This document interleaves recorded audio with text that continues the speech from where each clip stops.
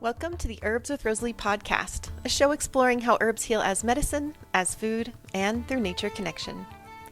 In this episode, I'm joined by Rebecca Beyer, herbalist, tattoo artist, folk magic researcher, and all-around plant storyteller. Rebecca has a special devotion to Spicebush, a plant woven deeply into Appalachian folk traditions. She shares how this unassuming understory shrub became her patron plant, from its role in spring tonics to its peppery red berries that once stood in for allspice. We also talk about her brand new book, which is gorgeous, The Complete Folk Herbal. This brings together history, art, and everyday herbal wisdom in such a beautiful way. This conversation is rich with tradition, creativity, and plant love. I can't wait for you to join us. And if you enjoy this episode, please give it a thumbs up so more plant lovers can find us. And be sure to stay tuned to the very end for your herbal tidbit. Rebecca, this has been a long time coming. Welcome to the show. Thank you so much for having me. Oh my gosh. So first things first, I just want to crawl into the screen and go into this world that you live in. This is I feel like every fantasy herbalist dream I've ever had. I just it looks like the coziest of all coziest books, and just so that's what I hope that's not a creepy thing to start off with. It's so lovely. And if you're listening to the podcast, I'm sorry, because it's just you have to go check this out. I mean, this has to be every herbalist's dream. I'm just going to project that on everyone. You're so sweet. This is actually my tattoo shop and my writing studio. I would get a tattoo there for sure. Oh, yay. Yeah, lovely. Well, welcome to the show. Thanks for bringing all the cozy vibes with you.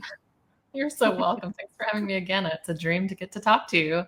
Oh, lovely. Well, yeah, it has been a long time coming. You've been highly recommended on numerous levels, and really excited to talk to you, to get to know you a bit, to talk about your chosen plant, to talk about your upcoming book, all the things I'm excited for. But let's begin with Rebecca's plant path and what brought you here to us today. Yeah, it's so funny. When I wrote my first book in 2021, my publisher was like, you need to write an intro about yourself. And I hadn't really thought about my story, but it was actually a nice opportunity to be like, how did I get into this? I was not raised around plants. I was raised on farms here and there throughout my childhood, moving a lot in Pennsylvania, New Jersey, and California, which are the three different places I lived as a child. But I was not raised with a strong connection to plants. I was with animals, but when I was 19, I got really sick. I think a lot of us became herbalists because we got sick, right? Yeah. And I had severe mononucleosis for over a year with no relief, and had severe brain fog and exhaustion. I would narcoleptically almost fall asleep while sitting up, and very scary symptoms that were extremely upsetting. And I went to 6 different doctors. I was given no relief. As I think this is a story many people can relate to. And then I met an herbalist in Burlington, Vermont, because I went to the University of Vermont and I have a degree in plant science, plant and soil science. And I met Laura Brown of Purple Shutter Herbs, who has unfortunately passed on. She passed away from cancer. But she said, you know what you need? You need golden seal, thyme, and bone set. And then you'll get fixed up. And she was very stern with me. And I was like, okay, I don't know what any of these things mean. I'll give it a go. So I followed her instructions and made this decoction. And within 3 days, I had a chronic cough for over 6 months, a dry, hacking cough. And my symptoms resolved almost in a week. And I was so incredibly shocked because I went in expecting it not to work. Mm-hmm. I just didn't have any. I didn't know anyone who was an herbalist except for this person I had just met. Mm-hmm. And I ended up just radically changing my whole life based around this. Mm-hmm. At the time, I was a medieval history major, and I was interested in plants, but more from a historical perspective than an actual doing stuff with them perspective. Mm-hmm. Like what plants they grew at the Abbey or something like that. Yes. I was more interested in the folk side of things and the history and the ethnobotany, which I can't say is not still the case. But all that to say, I switched my majors in college. I ended up shifting a lot of what I was putting my energy towards And just from there, I ended up moving to North Carolina after I graduated. And I moved here in 2010. And I apprenticed with Natalie Bogwalker of Wild Abundance and learned more primitive skills in foraging plants. And then I met Juliet Blankensport and started, I didn't go to her school, but I would cook for her school and she would let me sit in on the classes. And it was really amazing. From there, I, of course, have had so many teachers, and I actually did not go to herb school, which is weird. But I've gone to a lot of conferences and talks and read hundreds and hundreds of books. And yeah, I think my plant path has really been largely two ways. It's been academic, and then it's been very folksy and historical because I have my interest in living history, and I'm working in the 1800s as an interpreter at farms. Oh, wow. So I think those two things kind of came together. My science background and my interest in history has kind of crafted me to be a regional, historical interested herbalist, which is where I now really identify, as an Appalachian folk medicine researcher and writer and practitioner and forager and a primitive skills teacher and earth skills teacher. So sorry if I'm so long-winded. It's just no, it's lovely. It's absolutely lovely. I can't get over the thought of drinking a golden seal bone set thyme decoction. It was disgusting, but that's intense. Yeah. I had a similar situation in that I was also very sick and was also not given choices in Western medicine. And I went to a TCM practitioner and did TCM decoctions. And so I remember I did it by the sink. And so I'd have the TCM decoction, and then I would have apple juice, and I would do it by the sink because sometimes I couldn't keep it down. I mean, it was just so bad. I think I probably would be better at it now, but it was like you, I was not an herbalist. I was not this was all new to me. Those are some interesting tastes, but I think I have no doubt that the golden seal bone set thyme, because even thyme, although that's lovely, it's a very strong taste. And then the bone set and the golden, I mean, yeah. Kudos to you for doing that. And then what an incredible healing turnaround, just to have it just like that. And from what I know now, with practice under my own belt, I'm I don't know if that's the formula I would have given me, but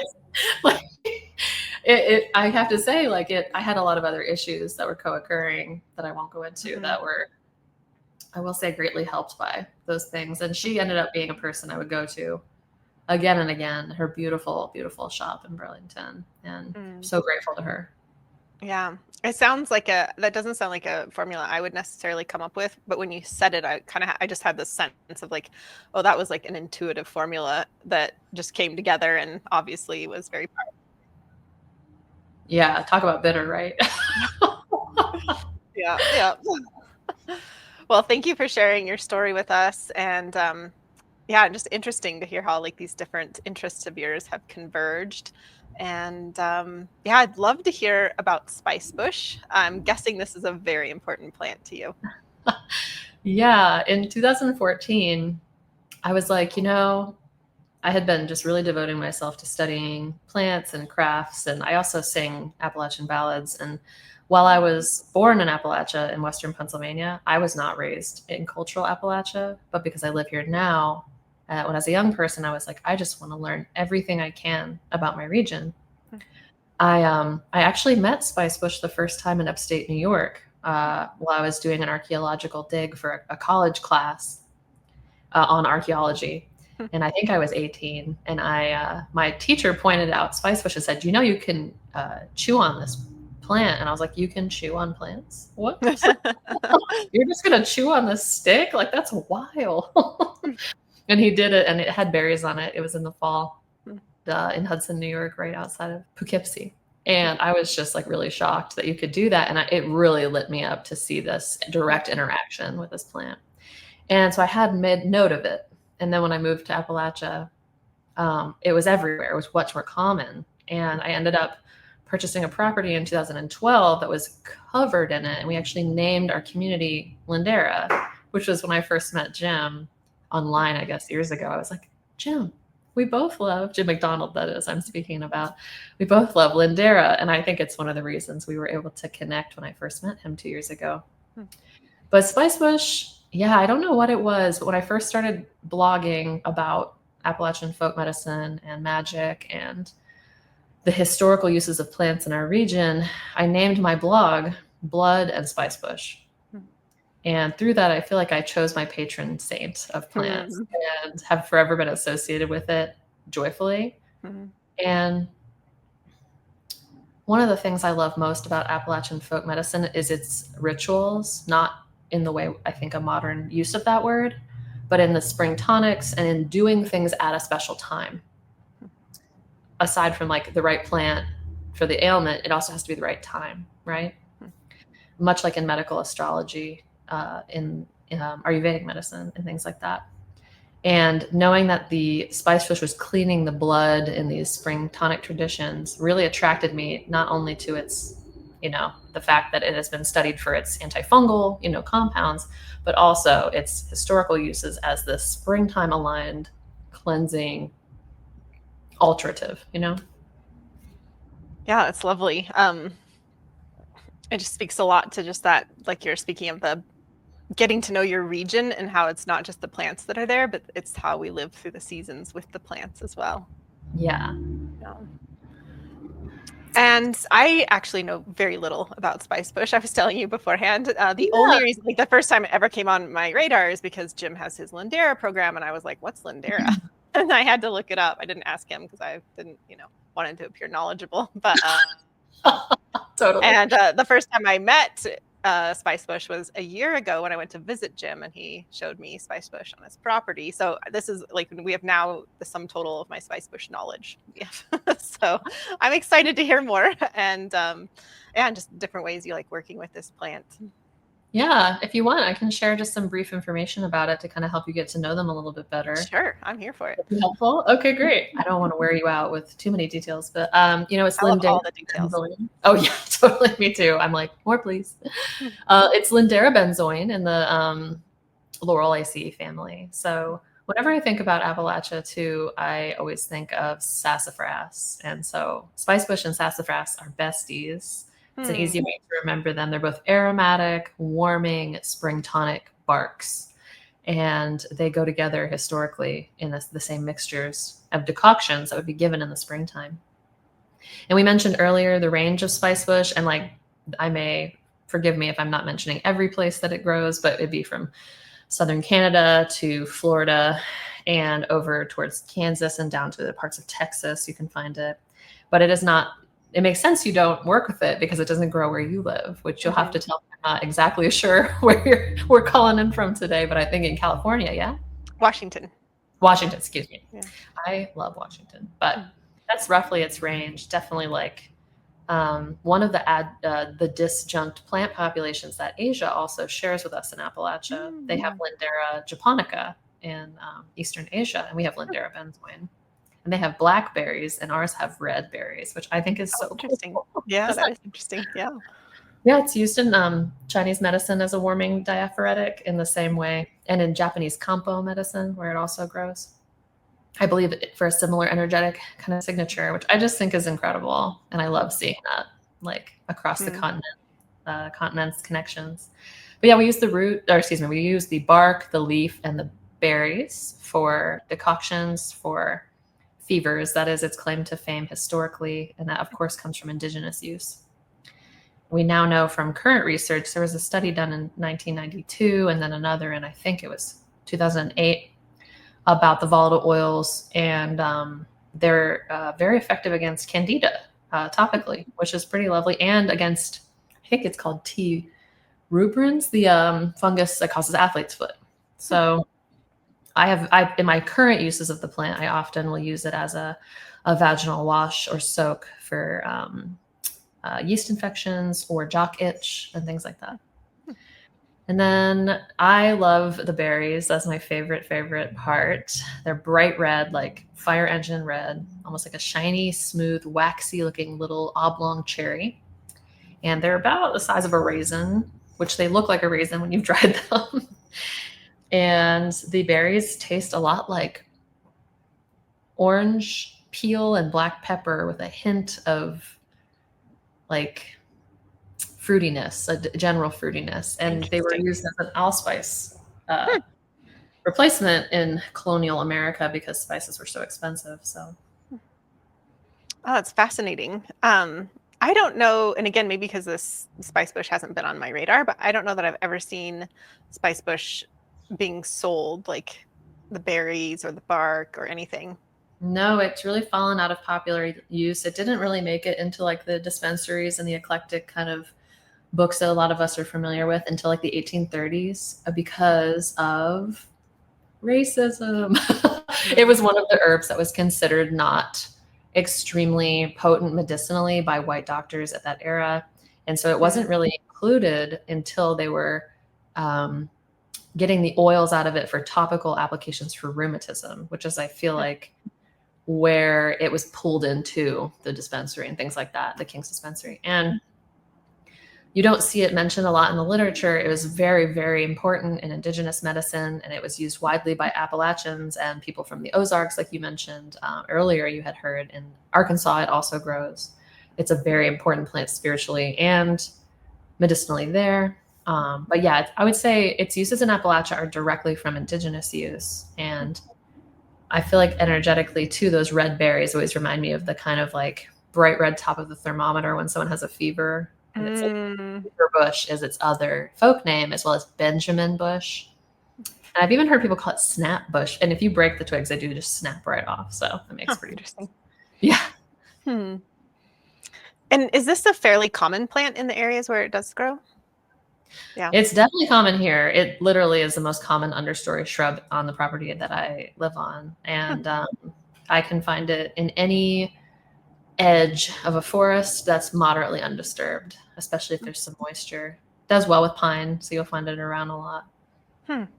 That's so lovely. I love the bioregional herbs that are also, ubiquitous, and just the ability to work with them as a bioregional herbalist. There's the opportunities there, and the connection with the plant is there. And like you said, being able to work with the plant through the seasons as well.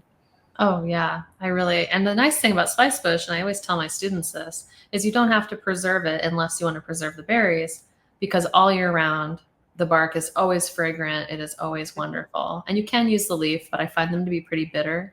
So I generally make tea from the twig, which is just very sweet and warming and spicy. It's so pleasant tasting. You could just drink it for fun. Like, it's just delicious. Oh, that sounds like fun. I want to try that. I've made just like drink syrups from the twigs even, and mix them with seltzer water. Like, they're just so delicious. Oh, that sounds lovely. You've also shared a recipe with us using the berries. I'd love to hear more about that. Oh yeah, definitely. I am going to read it off my little paper here so I don't, I tend to be one of those people, tell me if you relate with this, where recipes are hard because you're like, just throw a little of this, a little of that. So I did write it down for myself too. Nice. I call it Spicebush Honey Bounce because I make it with the raw berries, but you can make it with the dried berries too. And this is an infused honey that I use to add to, warming diaphoretic teas like elderflower, mint, and yarrow. Tea would be nice with this mixed in if you have a fever. And that's where I use it most often. You can also put it on any type of yellow cake and it will make you very happy. So essentially what I do is it's a fresh spicebush infused honey with a little bit of brandy that helps preserve it because of the fresh berries being added. And if you don't want to use alcohol, just exclude the brandy from this recipe. This makes about a pint, and all you really need to make this recipe is a pint jar, a clean spoon, and 2 tablespoons of well-chopped or crushed fresh spicebush berries, and just use 1 tablespoon of dried.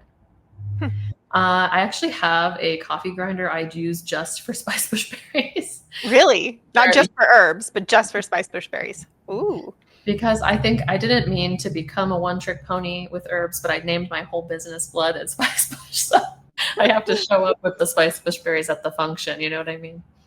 And they're very hard to dry. One of the tips I will give you before jumping into this recipe, if you've never worked with these before, I was told, and I think this is something that's kind of common from books and people, that they're impossible to dry and that they will always mold. And I was like, really? Is that really true? And what I end up doing is I have an Excalibur dehydrator, and I dry them on the fruit setting for 4 days, and they don't mold. They will last for years. So that's my trick. My trick is to use a lot of electricity, unfortunately, and really, really dry them out. Yeah. So when you take these, you're just going to put a cup and a half of honey over those crushed berries. And then I use just enough brandy to take it to the lid line. And you can gently stir that, or you can just let it set for a little while. And just like an infused honey, you can let it sit for about 4 weeks. And I actually just leave the spicebush berries in there indefinitely because I like to scoop them out to use them in recipes. Anywhere I would use cinnamon, orange peel, black pepper, allspice, or chai-like flavors. Oh, it sounds absolutely lovely. I imagine you just have this going on all the time. I have a lot of it in my house, and I also keep a lot of dried spicebush berries. Traditionally, it's used as a seasoning for meat. One of my teachers, Doug Elliott, I don't know if you're familiar with him. I am, yeah. Oh, good. He's such an angel. He is. Yeah, he told me that they would take, if you were cooking game meat like a possum or a raccoon, you stick enough spicebush twigs into them to make them look like a porcupine and then roast them. And that was the way to flavor the meat. So I use it in broth and in red meat broths, and it's delicious. That sounds incredible. Mm-hmm. Now I wonder, though, because my brain is just going off on this other tangent, do you and Doug get together and sing together? Like, we have a good time together? Yeah, that would be a good show. Since 2011, and I have sang. One time, I remember me and him and his son Todd went toe-to-toe on how many verses of Cluck Old Hen we knew collectively, and I think we sang 15. Wow, that's fun. Aww. Yeah, it was wild. And the Crawdad song, You Get a Line, I Get a Pole. We've done that one too. Fun. Mm-hmm. Well, for folks who are interested in trying the bounce, we do have a beautifully illustrated recipe card for you. You can download that at herbswithrosaleepodcast.com or just check out the show notes. They'll be there for you. Thank you so much for sharing that recipe with us. Oh, it's my pleasure. I love making it, and it's really an easy way, if you don't want to dry the berries, to preserve them. I'm really interested about the other ways you mentioned as a spice for food. If other folks have been using it like that, please let us know in the comments. It'd be fun to hear about that. You mentioned as a specifically for raccoon, which just randomly reminded me, I was a vegetarian for many years, and then I started down the primitive skills, earth skills path, and the first meat that I ate was raccoon. So. Oh my gosh, I was the same way. I was a vegetarian for 6 years until I started working in living history, and then got into the earth skills community. Mine was a chicken that I killed myself, was my first meat after 6 years of vegetarianism. So I love that we've had that similar experience. Yeah. I've eaten a lot of raccoons, I'll say. Yeah. I remember the ribs were kind of dry, but it would be interesting to try with spicebush for sure. Oh, definitely. Braising it in the spicebush too. We once stuffed them with oranges and then dusted them with spicebush berry dried and braised it in the juices, and it was incredible. It was like orange raccoon. It was delicious. Wow. Well, I have to say I'm very intrigued now about spicebush. I feel like I need to just head over to Appalachia, hang out for a while, work with it in all space. Yeah. Hey friends, it's Rosalee. If you've been nourished by this podcast, if it's helped you feel more connected to the plants or more grounded in your own herbal path, then I'd love to invite you to join the Herbs with Rosalee podcast circle. This special membership helps make the podcast possible. It supports everything we do behind the scenes, and it gives you a chance to go even deeper with the content that you love. Inside the circle, you'll get exclusive herbal resources, live classes each season with some of my favorite herbal teachers, and a private space to connect with fellow plant lovers. It's where the heart of our herbal community continues to grow. To learn more and join us, visit herbalpodcastcircle.com. Your support means the world, and it helps this podcast continue to bloom. Well, is there anything else you'd like to share about Spicebush before we move on? Let me think. I think the main things that I always think about Spicebush are just its history as part of the spring tonic tradition, which was, directly brought into the uses of all the different peoples living in Appalachia by Indigenous practitioners. And yeah, it has special butterflies associated with it, like the Spicebush swallowtail. And it's an ecologically very important shrub as well, which I'm not. I'm kind of a pain in the butt in that I am very ethnobotany centered and don't always take the time to learn more about my butterfly buds. So I appreciate all the people who have messaged me about different ecological roles it plays. And I'm excited to learn more about that myself too. Lovely. Well, I am really excited about your newest book, Rebecca. I feel very honored that I got an advanced copy. It's just so beautiful. When I took it out of the packaging it came in, I mean, there's something about a hardback book in itself that's just so lovely. But just, I mean, the feel of it is just so incredible, and I was just really loving the illustrations and the whole look and feel of it. And then it had just escaped my awareness. You did all the illustrations too. I mean, what a book.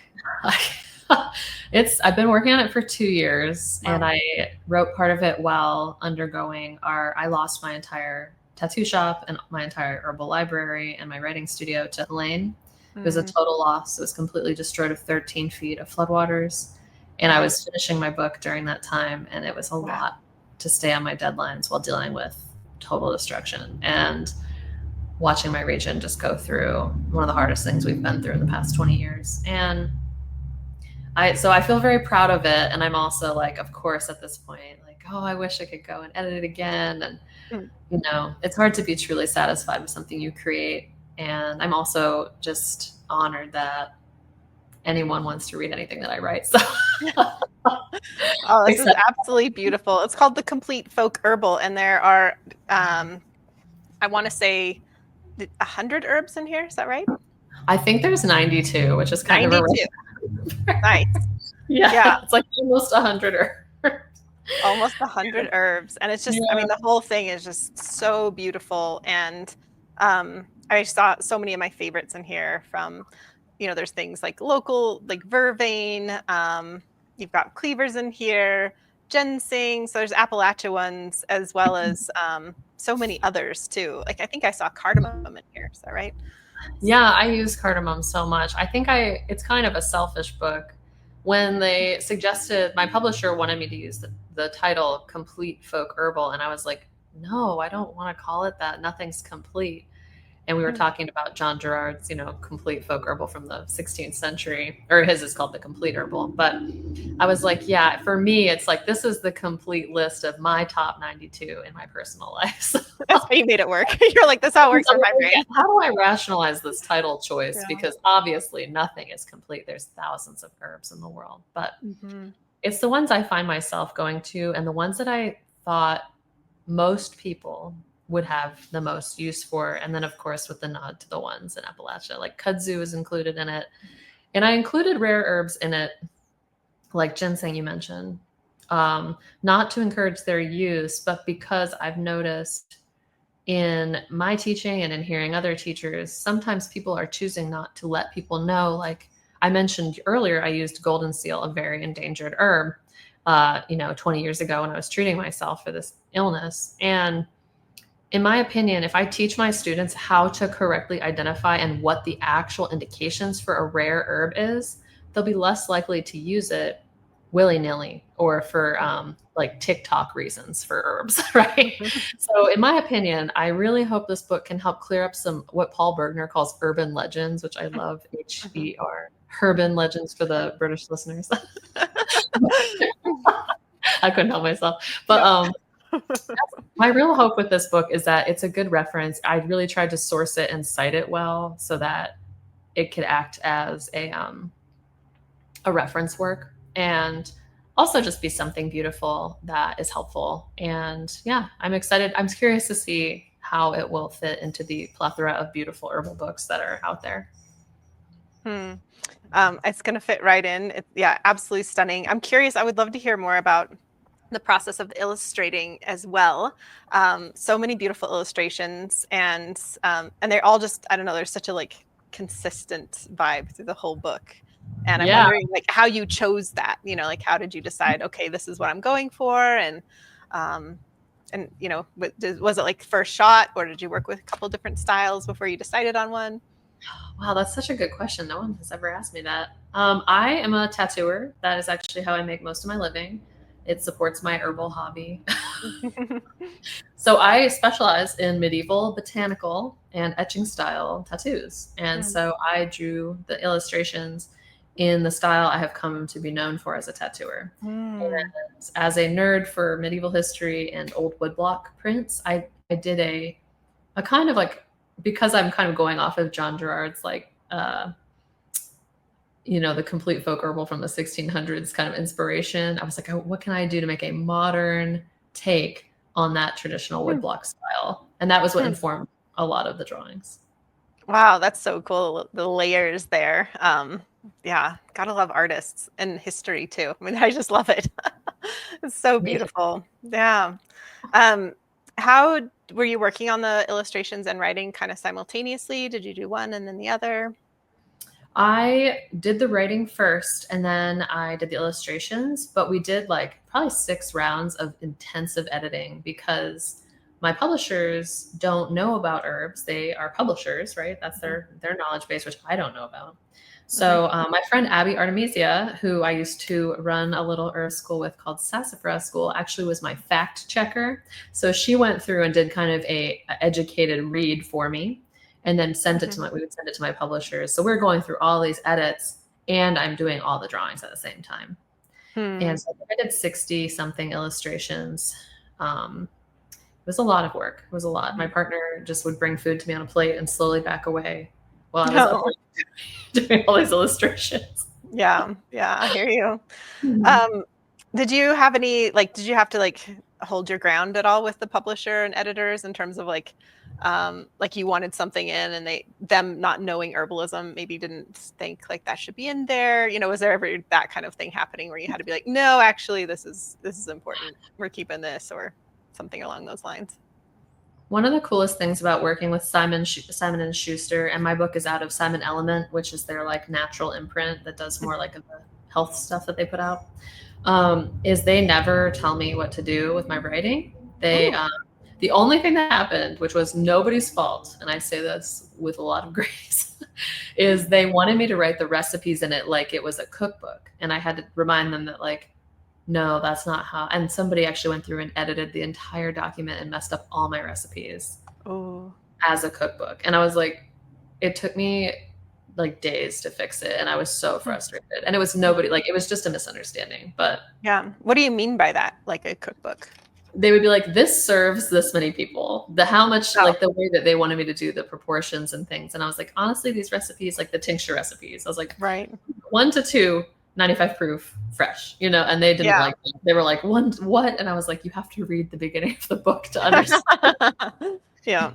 So because they were not reading it and taking it in as like learning the material, a lot of times my edits they would offer me, and I say this to anyone writing an herbal book, hire one of your friends who's an herbalist to check your work for you. My other friend, Juliet Abigail Carr from Old Ways Herbals, also looked through the work for me and gave me feedback on it. So having people in your world that know what you're talking about help you edit is invaluable. And your publishers can't quite do that. It's out of their wheelhouse. Yeah. That's a really good tip.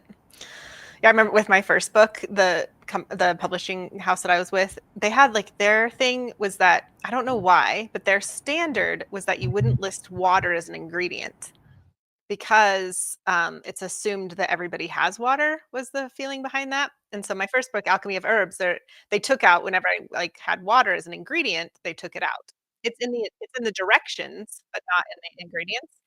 And I just happened to mention that when writing the second book. I was like, "God, that always bothered me, and I just think it's weird." And they were like, "Oh, we can do it the other way." And so I got water in it in the second book, and I was like, "Man, if only I'd known." I just kind of accepted. It was my first book, and I was just like, "Okay, we'll just leave the water out."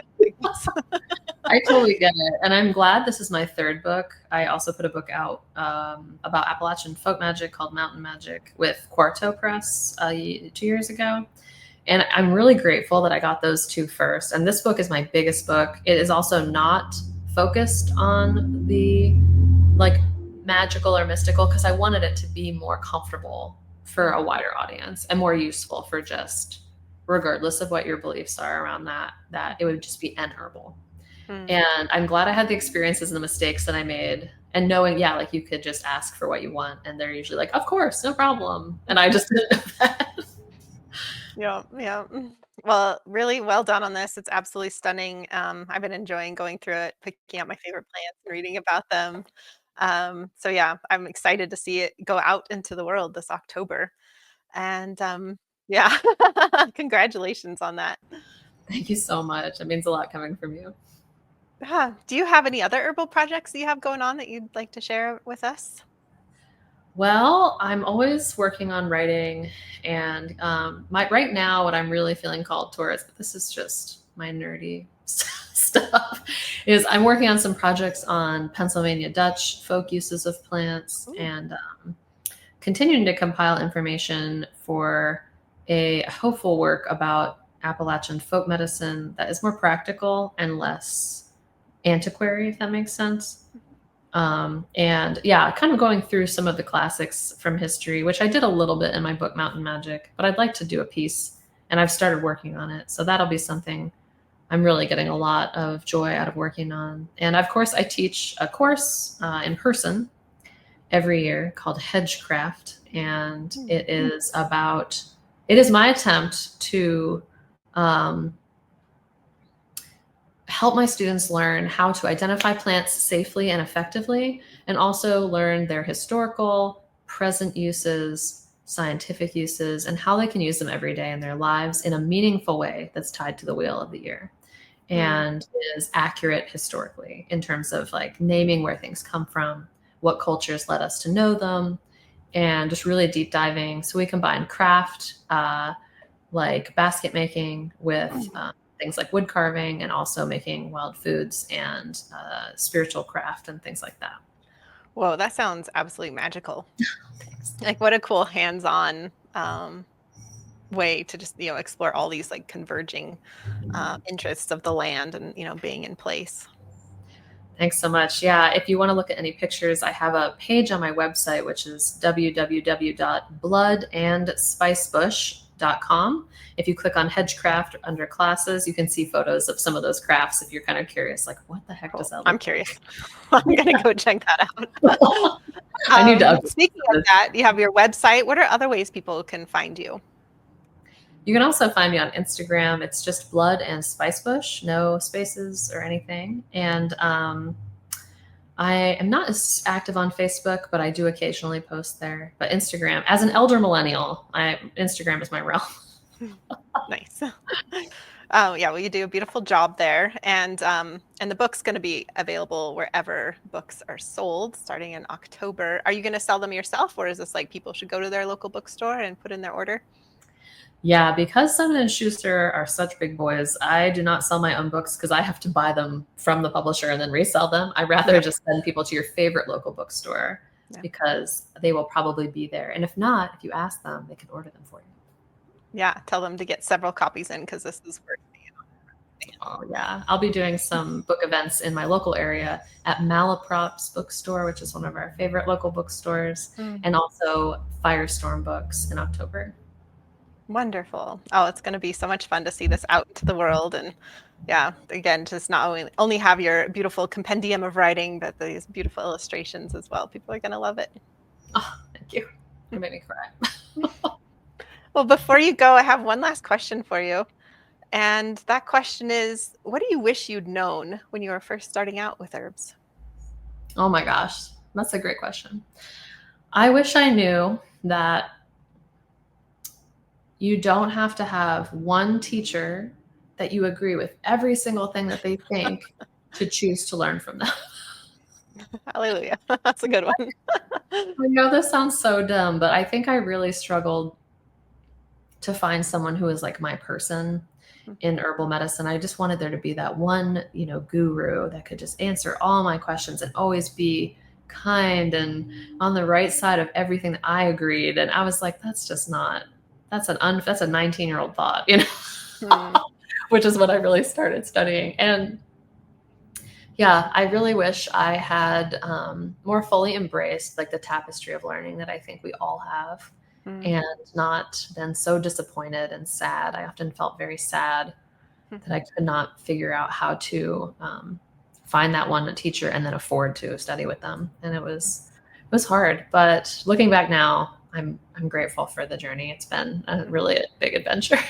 Well, I can tell this is really important to you because I read, through all the beginning chapters of your book, and very early in the beginning, I remember you said something like this book or my way is not the sole highway. You actively encourage people within the opening pages of the book to seek out many voices. And so I thought that was an interesting thing. And I can see it's a very important value for you. Totally. I always tell people as soon as you start feeling like you're right all the time, you're probably wrong. And I know that has always been true for me as someone who frequently needs to zoom out. And one of the blessings of herbalism is it does inspire us to be in community sharing information.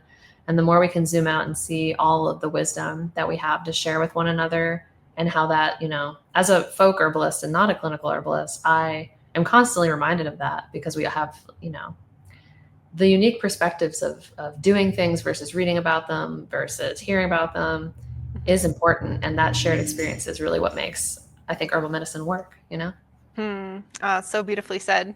Well, it's been so lovely to get to know you, Rebecca, and I'm looking forward to meeting you in person in less than a month. That's pretty exciting. We'll be at Great Lakes together.